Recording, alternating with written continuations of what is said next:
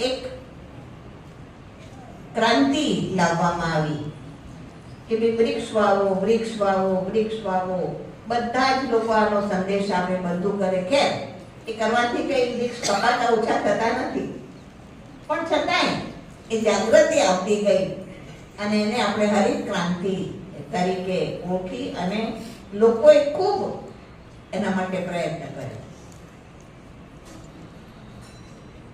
તે સાથે ભાઈએ જેમ ગાયની વાત કરી કે ગાય પણ આપણા સંસ્કૃતિનું એક બહુ મોટું પ્રતીક છે અને એના માટે ગાયોને વધારે ને વધારે લોકો પાલના કરે એની અને દૂધ મેળવે, અને એટલે શ્વેત ક્રાંતિ લાવવામાં આવી.